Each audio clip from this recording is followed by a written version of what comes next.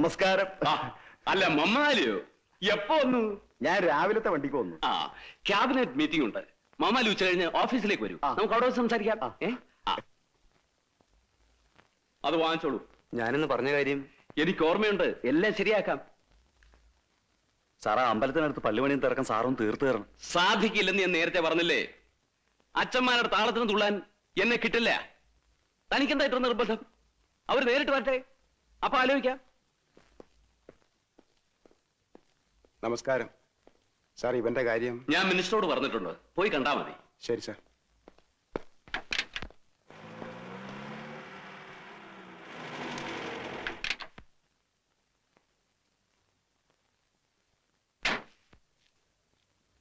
അല്ല, ഇതാര് കോശിയോ? വാ വാ.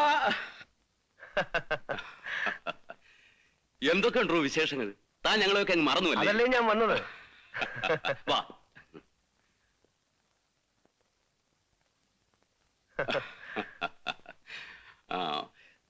തനിക്ക് ധൃതിയൊന്നുമില്ല? ഒരു ധൃതിയുമില്ല. 10 മണി ക്യാബിനറ്റ് മീറ്റിംഗ് ഉണ്ട്. അത് കഴിഞ്ഞാൽ ഉടനെ എനിക്ക് എത്തിക്കോളാം. റെസ്റ്റർ. ചേട്ടൻ പോയിട്ട് വരൂ. ശേഖരൻകുട്ടിയില്ലേ ഇവിടെ? എനിക്ക് അയാളെ ഒന്ന് കാണണം. അവൻ അകത്തുണ്ടായിരുന്നല്ലോ. ശേഖരൻകുട്ടി, ശേഖരൻകുട്ടി. അല്ല, ഇത് ആര്? കോശിച്ചായന? ഇത് എവിടെ ആയിരുന്നു ഇത്രയും നാളും? നിങ്ങൾ സംസാരിക്കേ, ഞാൻ പോയിട്ട് വരാം. കോശിച്ചായ്മ, നമുക്ക് അകത്തിരുന്ന് സംസാരിക്കാം.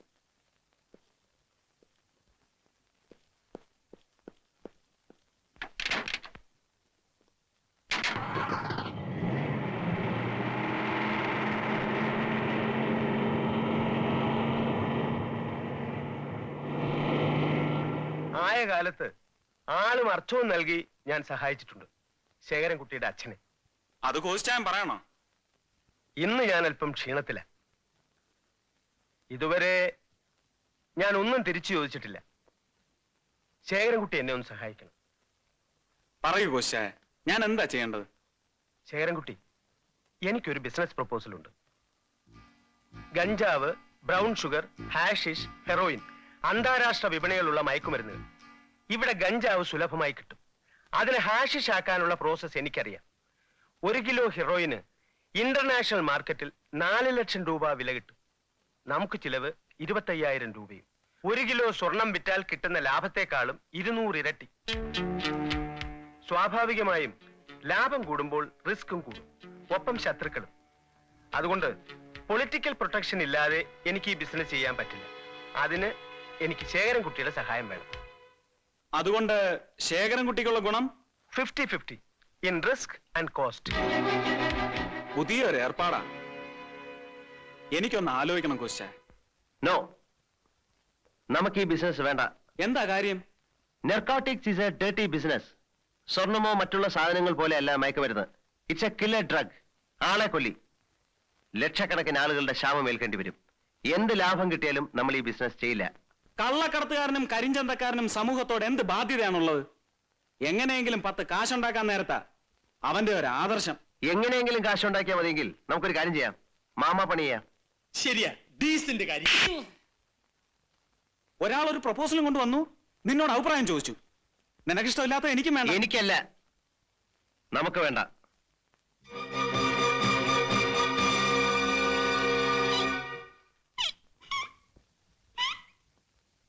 വേദനിച്ചോ? നോ, లేదండి. മരവിച്ചു പോയി, മരത്തുപോയണ്ടേ. അവനോടുള്ള ദേഷ്യം തീർത്തതാ. അവന് കിട്ടേണ്ടതായിരുന്നു. എന്നാലും കിട്ടിയത് എനിക്കാണല്ലോ. എടാ ചാണക്യ, ഈ സാഗറിന് എന്താ ഒരു മാറ്റം? അവൻ നന്നാവാൻ തീരുമാനിച്ചോ? എനിക്കത് നേരത്തെ തോന്നിയതാ. ഒരുത്തൻ നന്നാവുന്നതും നശിക്കുന്നതും പെണ്ണ് കാരണമാണെന്ന് കേട്ടിട്ടില്ലേ? ഇവിടെ സംഭവിച്ചിരിക്കുന്നു അതാ. അന്ന് വീക്കിലി ന്യൂസ് വന്നതിനെ കുറിച്ച് അവളോട് ചോദിക്കാമെന്ന് പറഞ്ഞപ്പോ എന്തവാ ജാക്കി പറഞ്ഞത്? പോട്ടേന്ന്. അതിന് അവനെ കുറിച്ചല്ലേ ന്യൂസ് വന്നത്? അതെ. അതുകൊണ്ട് ആർക്കാ നഷ്ടം? ജാക്കി എവിടെ ആർക്കറിയാം? അതിലെന്താ എഴുതിയിരുന്നത്? അധോലോക നേതാവും കള്ളക്കടത്തുകാരനുമായ ജാക്കിയുടെ സഹായം കൊണ്ട് മുഖ്യമന്ത്രി രക്ഷപ്പെട്ടു. അപ്പൊ നാണക്കേട് ആർക്കാ? അച്ഛന്. നീ നൈന. പിന്നെന്തിനാ അവൻ എതിർക്കുന്നു? പോട്ടെ എന്ന് പറയാമല്ലോ. ശേഖരൻകുട്ടിക്ക് അറിയാമോ, ആ പെണ്ണ് എപ്പോ നോക്കിയാലും അവന്റെ വീട്ടിൽ തന്നെ. താൻ കണ്ടോ? കണ്ടോന്നോ? അന്ന് അവനെ വിളിക്കാൻ അവന്റെ വീട്ടിൽ ചെന്നില്ലേ? അന്ന് ഞാൻ ഈ കണ്ണുകൊണ്ട് കണ്ടതാ. എന്ത് കളിയും ചിരിയും ആയിരുന്നു രണ്ടുപേരും കൂടി. ഞാനൊരുത്തൻ അവിടെ നിപ്പുണ്ടെന്ന വിചാരമേ അവർക്കില്ല. ശേഖരൻകുട്ടി, തനിക്ക് ശക്തിയേ ഉള്ളൂ, ബുദ്ധിയില്ല. അത് അവന്റെ കയ്യില്ല. അവൻ ഇഷ്ടമില്ലാത്തത് കൊണ്ട് ആ ബിസിനസ് വേണ്ടെന്ന് വെച്ചാൽ അതിന്റെ നഷ്ടം ആർക്കാ? തനിക്കും കോശിക്കും. ആരാടാ ബിസിനസ് വേണ്ടാന്ന് വെച്ചത്? ശേഖരൻകുട്ടിക്ക് ബുദ്ധി ഉണ്ടോന്ന് കാണിച്ചു കൊടുക്കാം.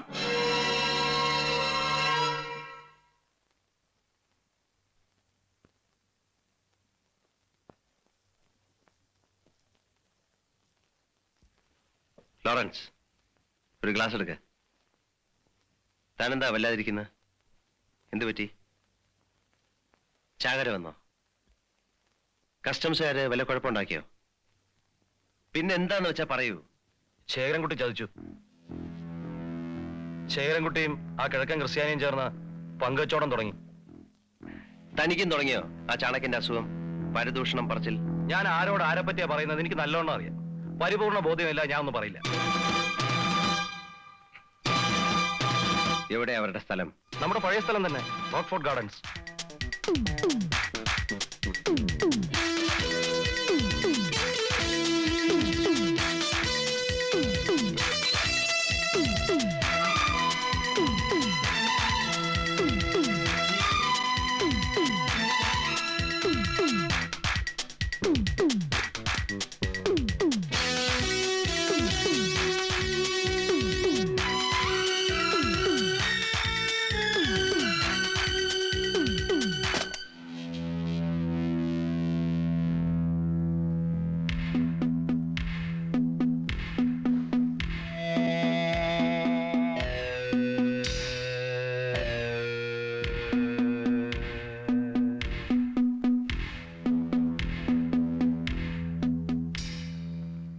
ഈ മീൻ്റെ അകത്തെ പണി കൊള്ളാലോ കോശേ. ഇനി എന്തെല്ലാം പണി കിടക്കുന്നു.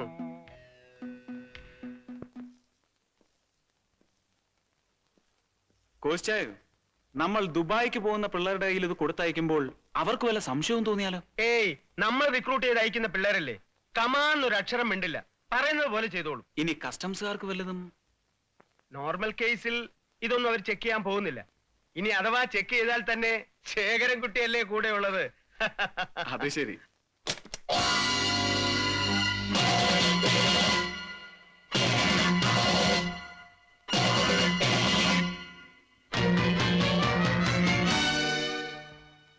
തീരെ പ്രതീക്ഷിച്ചില്ല അല്ലേ?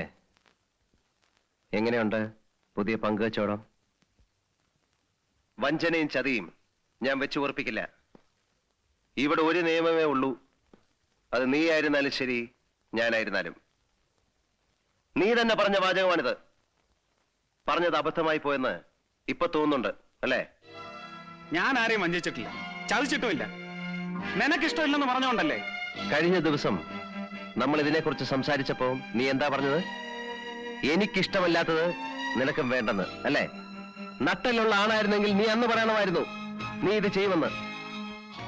എനിക്കിപ്പോഴൊരു കാര്യം അറിയണം. നീ തുടങ്ങിയ പുതിയ ബിസിനസ് നിർത്താൻ തയ്യാറാണോ അല്ലയോ എന്ന്. നീ എന്നെ പേടിപ്പിക്കൊന്നും വേണ്ട. 4 കാശിന് വിലയില്ലായിരുന്ന നിന്നെ ജാക്കിയാക്കിയത് ഞാനാണ്. നീ ശേഖരൻകുട്ടി ഒരു ചുക്കും ആക്കിയിട്ടില്ല. Don't try to boss me. നീ എന്റെ വലിയ സുഹൃത്താണെന്ന വിചാരം ഉണ്ടെങ്കിൽ അതം കളഞ്ഞേര്. You are only my business partner. ഇപ്പോഴെങ്കിലും പറഞ്ഞത് നന്നായി. നമുക്ക് പിരിയാം. Come on, we will part. ബുദ്ധിമുട്ടുണ്ട്.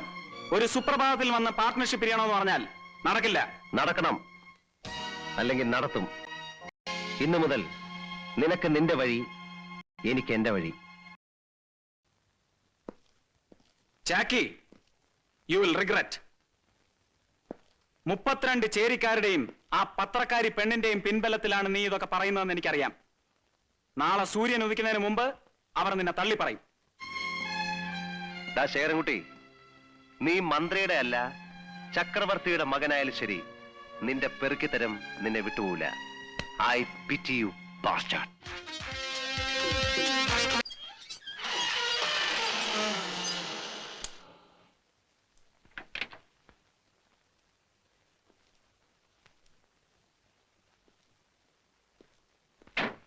സാഗറിന് ഞാൻ ഈ എഴുത്തെഴുതുന്നത് പേടിച്ചു വിറച്ചുകൊണ്ടാണ്. ഇവിടെയുള്ളവർ ഓരോന്ന് പറയുന്നു. സാഗറും ശേഖരൻകുട്ടിയും തെറ്റിയെന്നും ഭയങ്കര വഴക്കാണെന്നും അയാൾ സാഗറിനെ ഉപദ്രവിക്കുന്നും മറ്റും. സാഗറിനെ അയാൾ... എനിക്കിവിടെ ഒരു മനസമാധാനവും ഇല്ല. രാത്രി ഉറങ്ങാനേ കഴിയുന്നില്ല. എനിക്ക് സാഗറിനെ ഒന്ന് കാണണമെന്ന് തോന്നി. അതുകൊണ്ടാ എഴുത്തു കൊടുത്തയച്ചത്. കണ്ടില്ലേ, ഇപ്പൊ മനസമാധാനമില്ലേ? ആദ്യമായിട്ടാ എന്റെ കാമുകി എനിക്കൊരു കത്തെഴുതുന്നത്. പക്ഷേ ഉള്ളടക്കം മോശമായി പോയി. അല്ല, ഇങ്ങനെയാണോ ഒരു കാമുകി കത്തെഴുതുന്നത് എന്ന് ചോദിച്ചു പോയതാ. ജ്യോതി, നീ എന്തിനാ അവരും പറയുന്നത് കേട്ട് വിഷമിക്കുന്നത്?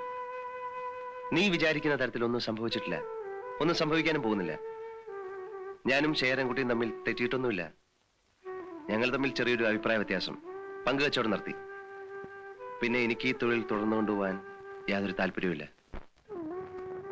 ജ്യോതിയെ ഞാൻ വിവാഹം ചെയ്യുമ്പോൾ എനിക്ക് ഈ തൊഴിലുമായി യാതൊരു ബന്ധവും ഉണ്ടാവരുത്. അതുകൂടി കണ്ടുകൊണ്ടാണ് ഞാൻ ശേഖരൻകുട്ടിയുമായി പിരിഞ്ഞത്. എന്താ, സമാധാനമായില്ലേ? ദൈവമേ, ഏതായാലും ഇപ്രാവശ്യം ഞാൻ രക്ഷപ്പെട്ടു. ആദ്യമായി എന്റെ കാമുകിയുടെ മുഖത്ത് വിരഹവേദനയില്ല, കണ്ണുനീരില്ല, കരച്ചിലില്ല. ഞാൻ വരട്ടെ.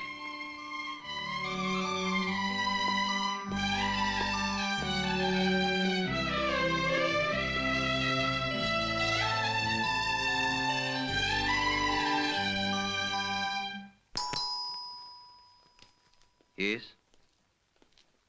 Come in. ഇരിക്കൂ. ഞാൻ ജോർജിനോട് ഇവിടെ വരാൻ പറഞ്ഞത്, ജോർജ് വീട്ടിൽ വന്നാൽ ആരെങ്കിലും വാച്ച് ചെയ്യും. I want to avoid it. George ഈ നമ്പറുകൾ എനിക്ക് ടാപ്പ് ചെയ്ത് തരണം.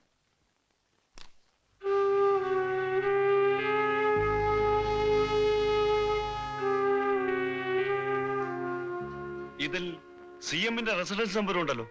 ഉണ്ട്. ശേഖരൻകുട്ടി അവിടെയാണ് താമസിക്കുന്നത്. CM-ന്റെ പൊളിറ്റിക്സിലോ പേഴ്സണൽ കാര്യങ്ങളിലോ എനിക്ക് താല്പര്യമില്ല. ശേഖരൻകുട്ടിയുടെ ബിസിനസ്സിലും എനിക്ക് താല്പര്യമില്ല. എനിക്കെതിരായി എന്തെങ്കിലും നീക്കം ഉണ്ടായാൽ എനിക്കത് അറിയണം, അത്രേ ഉള്ളൂ. എന്താ, ജോർജിന് ബുദ്ധിമുട്ടുണ്ടോ? ഇതിനു മുമ്പും ചെയ്തിട്ടുള്ളതല്ലേ?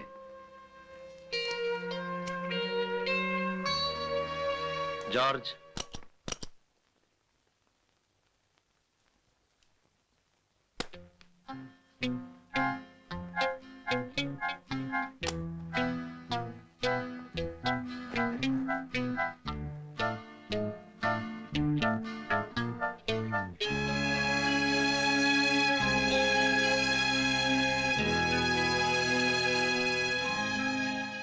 ജോർജിന് അത്ര ബുദ്ധിമുട്ടാണെങ്കിൽ വേണ്ട.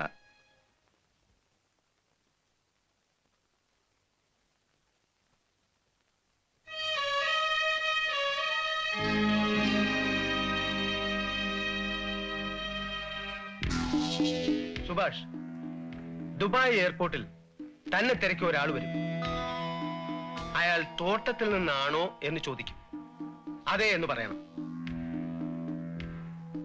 ഈ ഡോളറിന്റെ പകുതി അയാൾ തരും.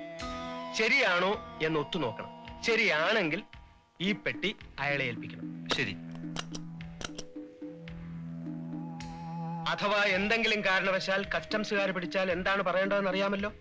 അറിയാം. ജാക്കി നന്നായിട്ടാണെന്ന് പറയണം. എക്സാക്ട്ലി. എത്ര നിർബന്ധിച്ചാലും വേറെ ഒന്നും പറയരുത്. നിന്റെ ടിക്കറ്റും പേപ്പേഴ്സും ഹോട്ടൽ റിസപ്ഷനിലുണ്ട്. പൊയ്ക്കോളൂ.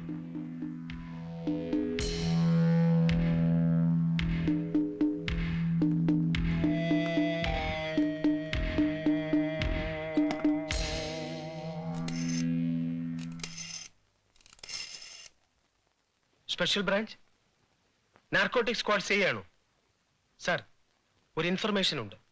നാളത്തെ ദുബായ് ഫ്ലൈറ്റിൽ പോകുന്ന സുഭാഷ് എന്ന ചെറുപ്പക്കാരന്റെ കൈവശമുള്ള ഡിപ്ലോമാറ്റ് പെട്ടിയിൽ ഹാഷിഷ് കടത്തുന്നുണ്ട്. അതെ, ചെറുപ്പക്കാരൻ, ഇരുനിറം. സോറി, അത് പറയില്ല. സാറിന് സൗകര്യം ഉണ്ടെ പിടിച്ചാൽ മതി. കോസ്റ്റായോ, ആ ചെറുക്കൻ ജാക്കിയുടെ പേര് തന്നെ പറയുവോ അതോ രണ്ടെണ്ണം കൊള്ളുമ്പം പ്ലേറ്റ് മാറ്റി നമ്മുടെ പേര് പറയൂ? കോശിച്ചായനെ കുറിച്ച് ശേഖരൻകുട്ടി എന്താ വിചാരിച്ചിരിക്കുന്നത്? ജാക്കി 1 കണ്ടാൽ ഞാൻ 10 കാണുന്നവന്. നാളെ ഈ സമയത്ത് ജാക്കി ലോക്കപ്പിൽ കമ്പി എണ്ണിക്കൊണ്ടിരിക്കും.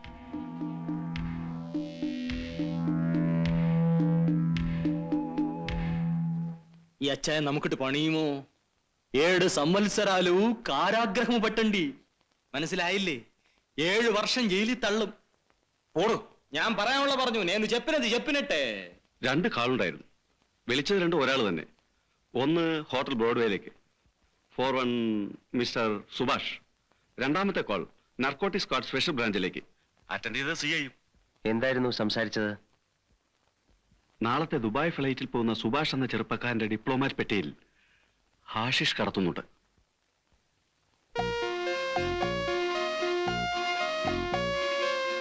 കോശി തന്നെ സാധനം കൊടുത്തയച്ചിട്ട് അയാൾ തന്നെ ആ ഇൻഫർമേഷൻ പോലീസിന് പാസ് ചെയ്യുന്നു.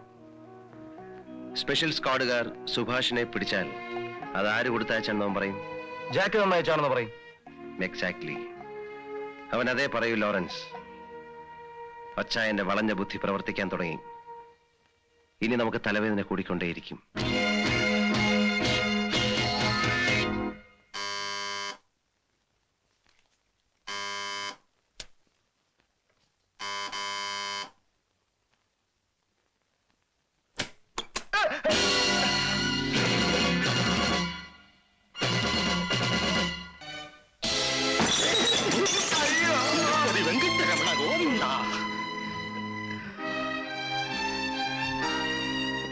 നായിന്റെ മോനെ, ലോകത്തിലെ ഏറ്റവും വൃത്തികെട്ട ക്രിമിനൽ പോലും ഇത്രയും തരംതാഴ്ന്ന പ്രവൃത്തി ചെയ്യില്ല.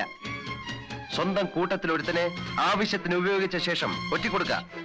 അത് ഒരു 3ാം കട പ്രതികാരത്തിന് വേണ്ടി. നീ ആണാണെങ്കിൽ നേരിട്ട് വാ. ഇതുപോലെയുള്ള പാവങ്ങളെ ഒന്നും വെറുതെ കൊടുക്കരുത്.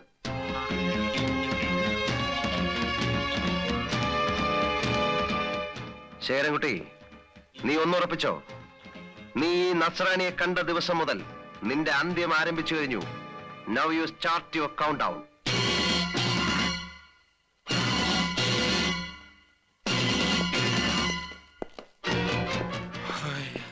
കോശിച്ചായോ? ഞാൻ ചോദിച്ചല്ലേ ഇത് വേണോന്ന്. ഇപ്പൊ എന്തായി? 5-8 കൊല്ലം അവൻ എന്റെ മേളിലായിരുന്നു. അവന്റെ ബുദ്ധി എനിക്കറിയാം. നമ്മൾ ഇവിടെ ആലോചിക്കുമ്പോൾ അവൻ അത് അവിടെ പ്രവർത്തിച്ചിരിക്കും. അതാ ജാക്കി. 200 ഇരട്ടി ലാഭം കിട്ടുമല്ലോ എന്ന് ഓർത്താ അവനെ ഞാൻ പിണക്കിയത്. എക്സാക്ട്ലി. നീരും ഒക്കെ ഇനി അവന്റെ കാര്യം ഞാൻ നോക്കിക്കോളാം. ശേഖരൻകുട്ടി, ഞാൻ അന്നേ പറഞ്ഞതാ, ഈ അച്ചായനുമായി ഐക്യമുന്നണി വേണ്ട, നഷ്ടമേ ഉണ്ടാവൂന്നും കയ്യിലുള്ളതും കൂടി പോവൂന്ന്. മനക്ക് നഷ്ടവുച്ചുന്തി തെളിസ. നിന്റെ തെളിസ. ഞാൻ പറഞ്ഞതിന് എന്നെ അടിക്കണ്ട. അച്ചായനോടുള്ള ദേഷ്യം തീർക്കണമെങ്കിൽ എന്നെ അടിച്ചു.